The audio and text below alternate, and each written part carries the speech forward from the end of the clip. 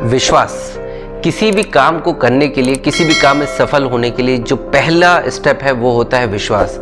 हमें विश्वास होना चाहिए कि इस काम में हम सक्सेसफुल हो सकते हैं। यदि मन में अविश्वास लेके हम किसी काम को कर रहे हैं तो हमारी सफलता की परसेंटेज बहुत कम होते चले जाते हैं। तो यदि आप किसी काम में सफल होना चाहते हैं तो उस काम में अपनी सफलता के प्रति विश्वास रखिए, पूरा विश्वास रखिए। एक कहानी से अपनी बात को आपको समझाता हूँ। एक व्यक्ति रेगिस्तान में भटक जाता है, 2 दिन 3 दिन 4 दिन लगातार भटकते भटकते उसके प्राण निकलने की कगार पे होते हैं।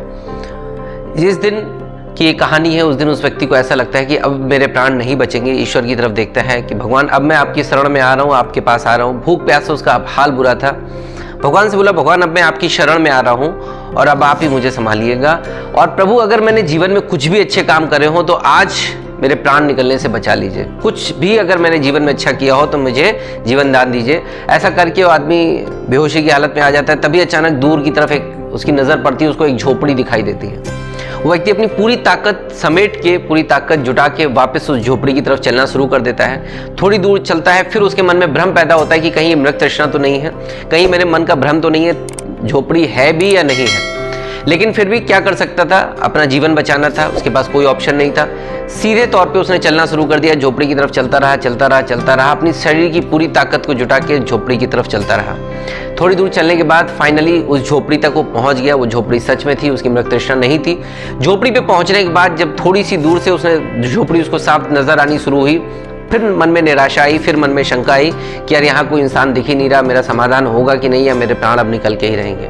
खैर झोपड़ी तक पहुंचा, झोपड़ी के अंदर गया, झोपड़ी के अंदर नजर पड़ी, देखा कहीं पे कोई भी व्यक्ति, इंसान वहां पे उसको नजर नहीं आया। फिर उदास हो गया। लेकिन फिर उसने जब झोपड़ी में चारों तरफ नजर दौड़ाई तो उसको एक हैंडपंप नजर आया। फिर उसके मन में संशय आया, इस वीराने में, सुनसान में हैंडपंप क्या कर रहा है, यहाँ रेगिस्तान में हैंडपंप कहाँ से आ जाएगा। फिर मन में पॉजिटिव थॉट आया कि यार शायद हो सकता है कि यहाँ पे कहीं जल का कोई स्रोत हो, तभी ये हैंडपंप है, तभी ये झोपड़ी है। उसने फिर से अपनी पूरी ताकत को समेटा, जुटाया और उसने पूरी ताकत लगा के उस हैंडपंप को चलाना शुरू कर दिया। 5 मिनट, 10 मिनट, 15 मिनट, 20 मिनट चलाने के बाद भी उस हैंडपंप से एक बूंद पानी नहीं निकला। अब उस व्यक्ति को लगा अब भगवान ने मेरे प्राण हरने की पूरी तैयारी कर रखी है, अब मुझे जाना ही जाना है। वो औंधे मुंह उस फर्श पे गिर पड़ा। लेटे लेटे ही अचानक से उसकी नजर झोपड़ी के एक दूसरे कोने पे पड़ी। वहां पे उसने देखा कि एक बोतल में पानी भरा रखा है। उसके मन में फिर से लालसा आ गई, फिर से उसको लगा कि होप आ गई, उसके उम्मीदें जिंदा हो गई। उसको लगा कि अब मैं बच जाऊंगा। वो रेंगता रेंगता उस पानी की बोतल तक पहुंचा। पानी की बोतल पे पहुंचने के बाद उसके बगल में एक पर्ची रखी हुई थी, उस बोतल से दबी हुई एक पर्ची रखी हुई थी। पहले वो पानी को खोल के पीने जा रहा था, फिर उसके मन में फिर से कुछ विचार आया। उसने सोचा पहले एक बार पर्ची को पढ़ लेता हूँ, क्या लिखा हुआ है। उसने पर्ची को पढ़ा। उस पर्ची में लिखा हुआ था, इस पानी का इस्तेमाल इस हैंडपंप को चालू करने के लिए करिए। अब उस व्यक्ति के सामने फिर संशय की स्थिति हो गई कि अब मैं इस पानी से अपनी प्यास बुझाऊं या इस हैंडपंप को चालू करूं। हो सकता है पानी डालने के बावजूद यह हैंडपंप चालू ना हो सकता है चालू हो जाए। अगर चालू हो गया तो मेरे पास भरपूर मात्रा में पानी होगा, मैं अपनी प्यास, अपनी भूख सब कुछ मिटा सकता हूँ, अपने आप को तरोताजा कर सकता हूँ। लेकिन अगर नहीं निकला तो मैं इस एक बोतल पानी से भी हाथ धो बैठूंगा, जो मेरे पास इस समय जीवन प्राण है मेरे लिए। मैं इस पानी से भी हाथ धो बैठूंगा। उसने आंखें 2 मिनट के लिए बंद करी, ईश्वर को याद किया, ईश्वर मुझे रास्ता दिखाइए। ईश्वर ने उसको कुछ इंडिकेशन दिए, कुछ रास्ता उसके दिमाग में आया। उसने बिलीव किया उस कागज की पर्ची पे लिखे हुए सिस्टम पे। उस कागज की पर्ची पे जो कुछ लिखा था उसने उस पर विश्वास किया और उसने उस एक बोतल पानी को उस हैंडपंप में डाल दिया। हैंडपंप में डालने के बाद उसने फिर से हैंडपंप चलाना किया। 2 मिनट, 4 मिनट, 5 मिनट तक हैंडपंप में से कुछ भी प्रतिक्रिया नहीं हुई। आदमी को लगा अब तो पक्का मैं गया, जो एक बोतल पानी था वो भी मैंने कर दिया। मन में संशय आ गया कि अब ये काम नहीं होने वाला और अब वो मर जाएगा आज। लेकिन फिर भी उसने हैंडपंप चलाना नहीं छोड़ा और जैसे जैसे समय बीता, 2-3 मिनट, 4 मिनट, 5 मिनट, 10 मिनट और बीते। 10 मिनट के बाद लगभग उस हैंडपंप में से गड़गड़ाहट की आवाज आने लगी। पानी की गड़गड़ाहट थी और उसके बाद भरपूर पानी उसमें से निकलना शुरू हो गया। उस व्यक्ति ने अपनी प्यास बुझाई, अपना पेट भरा, अपने आप को तरोताजा किया, अपना मुंह धुला और अपने आप को तरोताजा करने के बाद उसने फिर से उस बोतल में पानी रखा।